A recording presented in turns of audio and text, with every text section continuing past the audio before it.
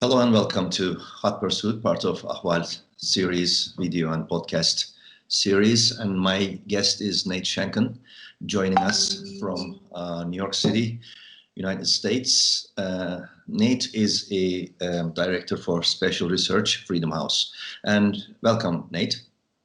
Thank you. Thanks for having me. And we are here to talk about the possible impacts and repercussions of the outcome of the American elections. And today is November 2, just the day before. And we are going to talk about the scenarios, possible outcomes, possible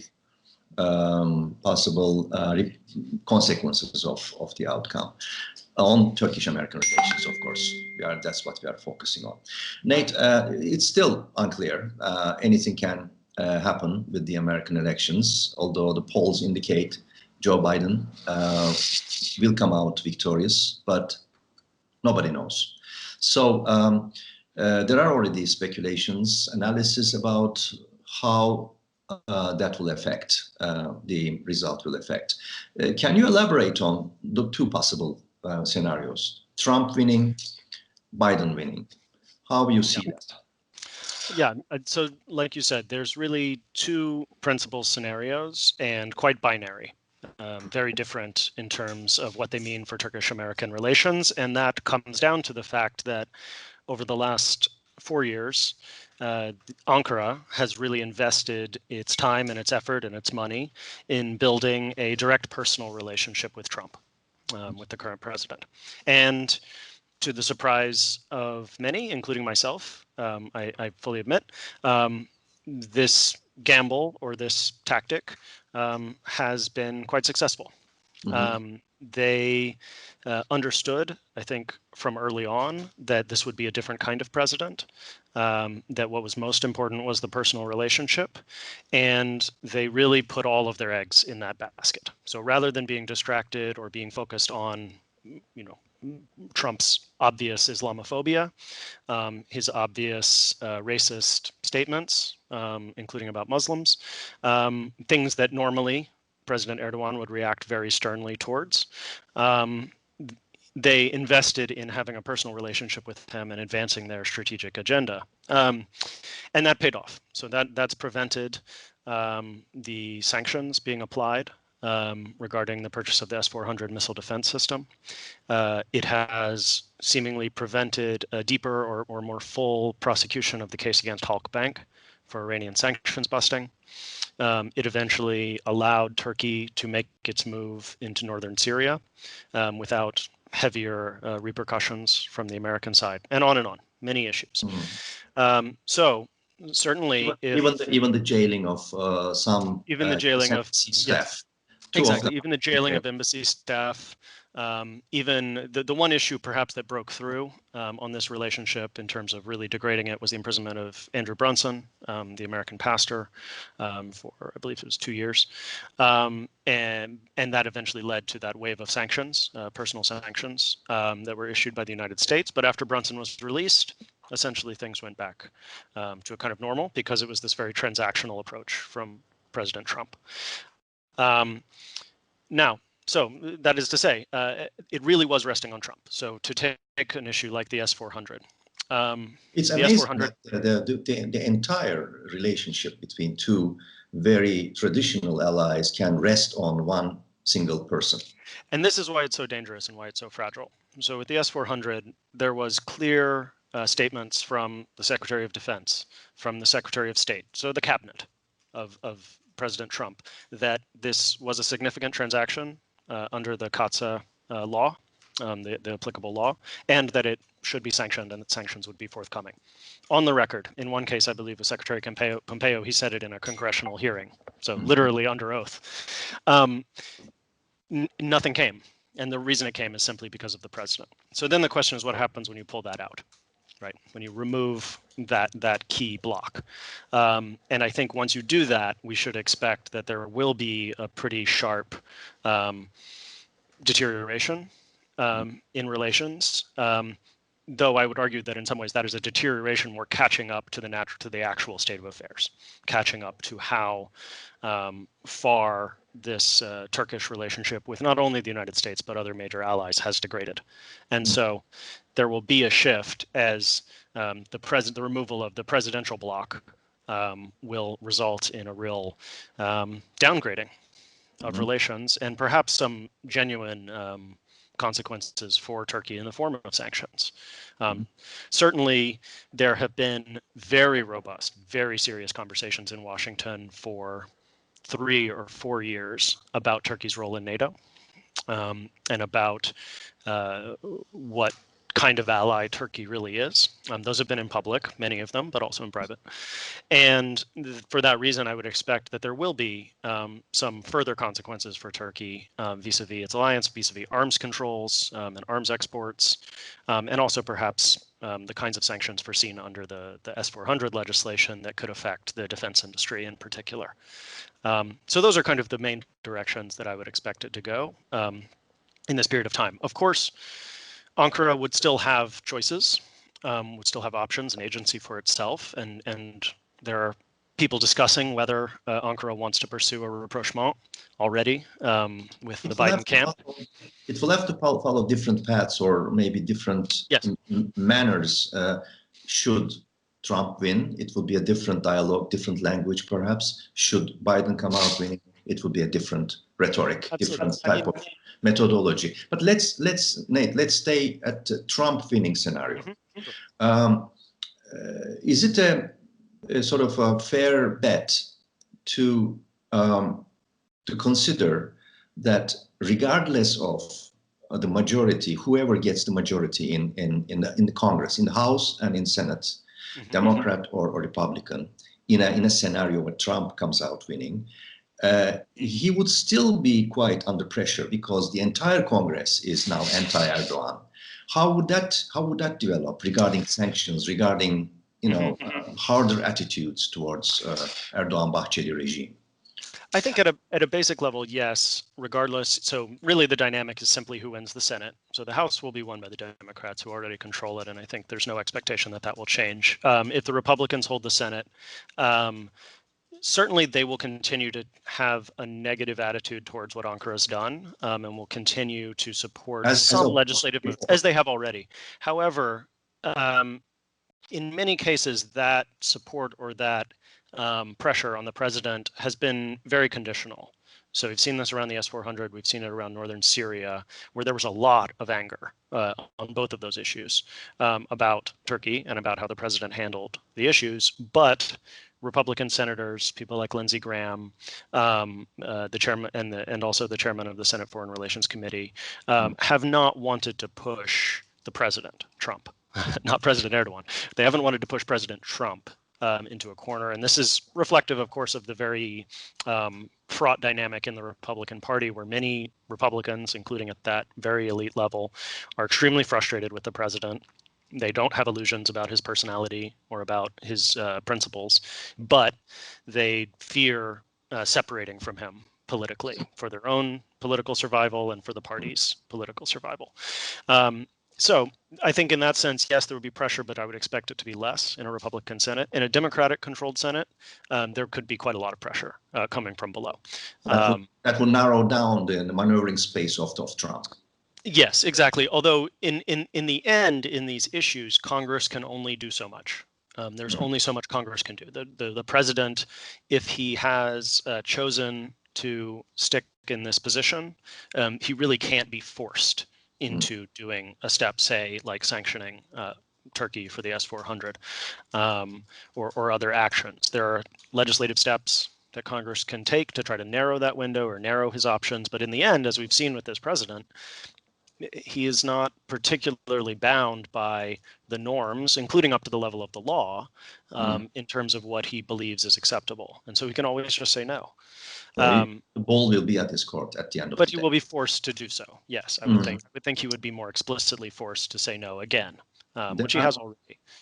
There are now fresh rumors, reliable sources from Palace, saying that Erdogan administration is sending messages to Trump to impose sanctions, actually, in the hope that they will be much weaker, minimum level, etc.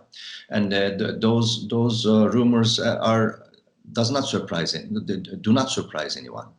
Neither in whoever I speak to in Washington, they say that we wouldn't be surprised. So there is that element too. And that's always been an option, and that's why, in some ways, President Trump's actions have, like in many other areas, been counterproductive. You know, the CATSA legislation provides a very wide menu of the sanctions that the president can impose for a significant transaction with a Russian defense entity, which is what this is for.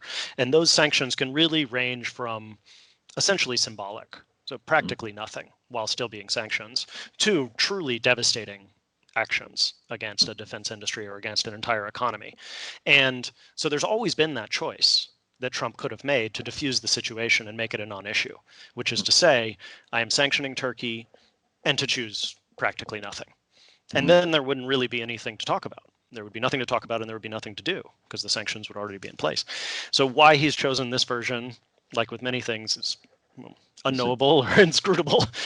Technically, legally speaking, in a case of a Biden win, can Trump, until the inauguration in January, still impose sanctions? Yes. To preempt? So he could still, with the full authorities of the president up until January 20th or whatever the date of the inauguration is, he has the option to similarly diffuse the issue. Of course, if he does, President Biden would still have an option to look at it again and decide if he wanted to go further. There's nothing to stop him from imposing a different set of sanctions that would go further.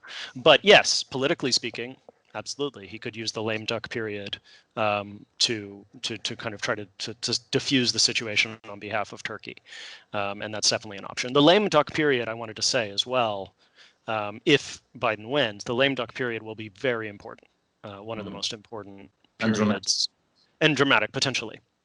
As we've seen in Nagorno-Karabakh, in the South Caucasus, with Turkey's engagement in the war alongside Azerbaijan against Nagorno-Karabakh, there is a clear understanding, I think, on Turkey's part, that this is their time, and that if Biden wins, that window will only last until the inauguration.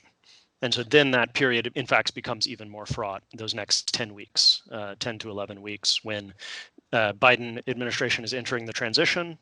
They are gaining access to all of the keys to the kingdom, but they don't actually have the legal authorities to do anything yet. And that is the period of time when I would expect some potentially very radical actions. Do you expect, or is there any general expectation that should Trump win, there will be more exit of American presence out of the Middle Eastern and regional stage? Well, I would say, first, I would say if President Trump wins, I don't know that anyone has a clear expectation for what the roadmap is. Right. That's one. Two, I would say things are very different from in that administration, in this administration, from where they were in 2017 and 2018. The type of people who are entering office to work alongside the president and the level of control that this president has over the levers of power is quite different and much higher. So whatever happens will be an accelerated version of what was happening before. I don't know that withdrawal is necessarily the right phrase, because in fact, in several areas, the U.S. has invested more militarily, for instance, in the war in Yemen, alongside Saudi Arabia. But I do expect that these kind of policies that have contributed to a centrifugal force, to things kind of pulling apart and falling apart, I think those would accelerate, because I think Trump's instincts, as he's repeated many times, is that we should be getting something in return, preferably monetary, right. And it should come preferably also to him in some way, and that dynamic is encouraging the highest bidder, essentially, to engage. And that will mean that you will see this kind of even more aggressive pressing of the agenda of what can we get out of this guy while he's there? What can we get out of this situation? Because I think there's an increasing and total recognition at this point that as these things come apart, and if the U.S. presence is not there to tamp things down, that you really have to go get what you can while you can. And that's part of what Turkey is doing as well, is seeing an opportunity to grab territory in some cases, to solve problems as they see them, whether it's in Nagorno-Karabakh or in northern Iraq or in northern Syria or in Cyprus or in the Eastern Mediterranean, in Libya. And so I think that will speed up and become even more aggressive as the U.S. backs away from it, because there's really no one to replace the U.S. We can talk about whether the U.S., there's obviously a big policy discussion in the United States about whether the U.S. can play this role indefinitely, whether it should play this role indefinitely, whether it should or shouldn't. If it disappears, practically overnight in international relation terms, meaning in 5 years or in 8 years, if it disappears from those places, there's simply no one there. There's no other power that has the hard power and the capacity to intervene. Russia. And the result is that it's a real free-for-all on all sides. And so I would expect that to accelerate. I would expect that to accelerate in the Middle East. I would expect it to accelerate in the Caucasus. I would expect it to accelerate potentially in Southeastern Europe, in the Balkans. Would key people like Pompeo stay in a Trump win scenario? Well, I don't have any direct information to know. There's been a lot of indications that Secretary Pompeo has an eye on and a mind on 2024 as a presidential candidate himself. He's certainly engaged in a lot of activities that are directly related to domestic constituencies and domestic politics. Quite unusual for a Secretary of State. And it's also an exhausting job, and a job that tends to not have, in the modern era, tends to not have such a long time span. So I wouldn't be too surprised if he decided that it was time to back away and start focusing on those other things already: the fundraising, the network building, all of the work that goes into running for president. I'm asking this question because Pompeo in the Trump administration is the one who is most antagonistic to Turkish offensive, assertive, aggressive, whatever you want to call it, East Mediterranean, even Caucasus foreign policy moves. And today, I think, or last night, he sent a letter to Dendias, the Greek foreign minister, again repeating very critical views and points against Turkish foreign policy, calling it calculated provocations, etc. So that's the reason of the question. I think it's an important factor, but I would stress that is a kind of view, and that approach is not partisan in the United States regarding the Eastern Mediterranean or regarding many of these issues. There's actually a surprising degree of consensus about these things across party lines, considering how polarized America is right now on most issues. This is not an area where there's a lot of disagreement regarding Turkey's destructive role in the region. There's quite a lot of agreement. And so in that sense, again, I'd stress the problem, or the nut of it, is the president himself, and whether a strong American line regarding the Eastern Mediterranean, for instance, can be held if the president is willing to undermine it on his own, similar to whether a strong line could be held on the South Caucasus or on northern Syria or any other area where the U.S. believes it has an important policy issue with Ankara. Okay. Just mentioned there is also talk that Mitt Romney could replace Pompeo, but this is all speculation. I would be surprised given the personal relationship with President Trump. Someone mentioned it to me because, as he said, there will be such a big need for restoration of the entire administration, whatever Trump is left. So that would need. I admit I'm skeptical of that as a motivation for this president. I don't think at this stage in his presidency, if he's given another term, he's very interested in reaching out to restore the center. I just don't think he cares about those things. If Biden wins. If Biden wins. Yeah. No, I would expect Biden to go with a more experienced hand from among his team. He has very, very experienced people from the U.S. diplomatic corps and from U.S. foreign policy community. And he was, of course, a chair of the Senate Foreign Relations Committee himself. So he really has very deep credentials. I'd expect he would go with someone from among those. And that brings us to the Biden win territory. And what happens then? Of course, a lot of people predict different, if not harder, type of relationship between two allies. How do you predict that? I think that, yes, I would expect it to be harder. The question is whether it's over a medium period of time, say 6 to 9 months, in the new administration, or whether it's much faster. And I think a lot of that depends on this lame duck period and what transpires. Does Ankara, so say Biden wins tomorrow, and we know the conclusion is there. We know by tomorrow night that it's over. Does Ankara use that period to conduct some outreach and to diffuse some of the region? Yes, and to make some moves in the region that are conciliatory towards U.S. and American positions, which is certainly an option. That would be a typical approach, right, to try to repair those relations starting from November 4th. Or does Ankara choose to, like I said, to go further in the lame duck period on the principle that they'll never get a better chance to solve, quote unquote, some of the issues that they believe need solving. If it's the latter, if they push further in the lame duck period, I would expect a very harsh backlash. I don't think this administration will appreciate that, will appreciate kind of being treated that way. And certainly all the tools are there, and there's no longer any congressional constituency for Turkey, and there hasn't been for several years.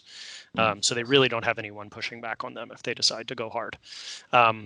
Of course, if Ankara makes some conciliatory steps and is willing to back down on some of its very aggressive stances, I could also see the Biden administration trying to, in good faith, look for an opportunity to try to heal this. I mean, the default among foreign policy professionals in Washington, by and large, remains we need to find a way to work with Turkey. You hear that more than anything else. Even after everything, after 5, 6, 7 years. This is something we can't give up, basically. Yeah, basically. Too important, too big to fail, kind of. No but yeah, well, and that's the question, is no matter what exactly and how far. And I think if there's a sense that we're being taken advantage of, or we're being treated in a way that's disrespectful, or that is taking advantage of the lame duck period to push advantages, I think there could be a much stronger backlash in a much shorter term. There are those who claim now coming, these voices are coming now, like kind of spinning voices, that reset should be asked. There's a need for a reset should Biden win. Blank page, regardless of what's been taking place in the past 4 or 5 years. Do you see it as a realistic desire from the press side? So I would, if I could draw an analogy, right, the reset as a term, right, is one we use for the Obama administration's approach to Russia. So in its first administration, which came after the Russian invasion of Georgia and occupation in very large part of Georgia, and a real collapse in relations under the second Bush administration between Russia and the United States. So the reset was premised on 2 things. One, it was premised on we have some things that we really need to address with Russia, and these are really important issues like arms control. That one was true and was a good idea, and it was correct. The second part of the premise, which is the part that is perhaps remembered better, but is we shouldn't overemphasize, was that Russia would transform. Russia would become a different country by our engagement with Russia. That part failed, obviously. More of an open society, more of a pluralism. By negotiation and integration with European institutions and joining the WTO and these kinds of socialization actions, we would make Russia a different country that would be able to play by the rules and be a part of the international community. That failed completely. And in that sense, there is no reset idea on the table with Turkey, I don't think. I don't think anyone believes that this government in Ankara is looking for that. So at best, there is kind of a willingness to engage perhaps in some transactional discussions. And then if we narrow it down to that, you have to ask, what will Ankara give? On what areas will they pull back from their demands? Because it's not a reset if Ankara simply says, but we keep the S-400 and we keep it turned on, and we annex Northern Cyprus, and we continue to have our military on the ground in Azerbaijan engaged in a war, and et cetera, et cetera. There has to be some give. Alpan case we dropped, et cetera. Yeah, exactly. There has to be some give. They have to be willing to give up. There's a menu. If I could list, I only listed 4 or 5 there. I could list 10 very serious issues.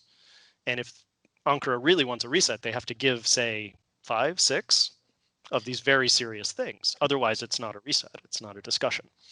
And so that's really how I would put it, is So that unless sort of, broad, concrete, yeah. substantial concessions, no reset is ever likely. Yeah, my point would be that a sit down between Çavuşoğlu and whoever the Secretary of State is to shake hands and have photos is not a reset. That's a photo op. A reset involves, in the Russian case, it involved actually the New START treaty, a very substantial arms control treaty that was actually very significant in terms of maintaining the security in Europe. That's a reset, right? A reset is not that you hold a press conference and shake hands. And so that's the question I would ask is, what is Ankara willing to reset? What do they want to reset to? Are they going to reset to 2012? Are they going to reset to 2005? But where are they going to reset to? Because I don't think it's realistic to expect that the US will come in and say, we accept everything as it is in 2020. Let's start over fresh. Everything is perfect. No, there's a lot of anger and there's a lot of genuine fear and frustration about the way that Turkey is acting in the region. Stephen Cook, out of the Council on Foreign Relations, argued that there would be a possibility, if ever, about some sort of restart, if in two parts that would be different. One about foreign policy dimensions of between two allies, as you mentioned, Syria, Cyprus, etc., etc. That would be eventually, if Turkey starts giving concessions, starts talking sort of civilized language, that would be possible. Whereas the issues such as Halkbank, which has to do directly with the rule of law, and the judiciary, American judiciary, would be a different one. There would be no concessions there, unless Turkey comes out with complete mea culpa. We did most of these things wrong. Please forgive us, and we declare we are sorry, etc., etc. Would that be? Do you agree with that? I think that's I think that's basically right, which is that you have certain areas that have been blockaded by the president's intervention under this presidency, and it includes some areas that are you wouldn't expect a president to block. So Halkbank, and a new Biden administration will have all sorts of personalities and opinions and differences, including on Turkey, very complicated set of relations. But they will want to draw a bright line between their administration and that kind of behavior, where you have political interference in a case that the Department of Justice has already decided is prosecutable, has already won in one court, and I think there would be a sort of willingness to say, this one's settled. We don't have anything else to offer here. And I think and this is why, and so then to wrap up the reset conversation, this is why I don't really believe a reset is possible, because it's not possible for me to imagine an Erdogan administration getting that kind of response. Because the cultural divide is just because of the way that the Erdogan administration has worked. Their willingness to overlook those kinds of, from their perspective, provocations or insults or condescension is zero, and they've shown that for the last 7 years. And so I think the reaction to that will be very strong, and then even a kind of symbolic reset starts to break down at that point already. And so I just don't. Then you get into the same cycle that Ankara has had with most of Europe for the last 5 years of provocation, disagreement, further provocation, etc. And there's simply no way to put it back on footing. That leaves us with one final issue, one final question, perhaps, S-400s, which is: do you think Turkey went, because Erdogan confirmed the testing, went too far now to have any sort of bargaining chip, negotiation position with the states? And if so, that will also make things far more difficult, wouldn't it? I think that they're taking a calculated risk. Ankara is, by testing it now, and I believe their intention is to have it be a fait accompli when a new administration potentially arrives, so that there's no new incident that can be pointed to. That is a calculated risk, and I can't say whether the Biden administration will accept that. I certainly think that what happens, like I said, in that lame duck period, could influence that decision as well. And that if there's a lot of provocation, there's a lot of aggressive action by Turkey during that period, and it's perceived as such by a new administration, that they come in and say, okay, we have to move on this right now. We can't, we need to go ahead. And so one way, for instance, to show that there would be a reset, or that there should be a real reset on Ankara's side, would be to shut them down, right? During the lame duck period, to put them back in the hangar. To roll them back, and you could do it quietly. You don't have to make it news, but to show that even that is quite ambiguous, isn't it? They can get out of the depot anytime. It's an opening. It's a move of the pawn. It's a small gesture to show that perhaps we could start talking. Whereas if it's the opposite, right? If they stay out there and it's accompanied by further action in the South Caucasus, further aggressive behavior in the Eastern Mediterranean during that period, I do think that the one that's laying on the table, the most straightforward option here, is the CAATSA sanctions. That's right there. The law is passed. Nothing has to happen. Biden can come in on the very first day and sign an executive order that says, we sanction basically the Turkish defense industry, among one option, or all of the Turkish banks who engaged in the financing of this deal with Russia, and just okay. And so it's a question in that sense of the opening moves of this dance or dialogue or discussion. If it's a new administration, the opening moves of this start immediately. They start on November 4th. They start with phone calls. They start with actual policy measures taken by Ankara in order to indicate what kind of relationship they wish to have and where they think they can build it. I would like to be optimistic about it. I'm not especially, but I would like to be optimistic that they will take some steps to rebuild it. I'm sorry, I should mention, I'm sorry, I have to say their names at the end. Another very important step they could be taking, right, during this period would be to free Osman Kavala, to free Selahattin Demirtas. These are steps that could be taken in December. And that, again, would show a very strong signal.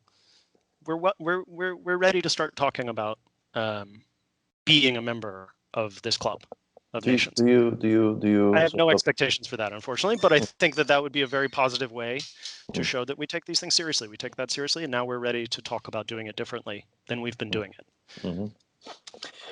All right, let's end it here. Nate Shanken, Director for Special Research with Freedom House. Thank you for this conversation, Nate.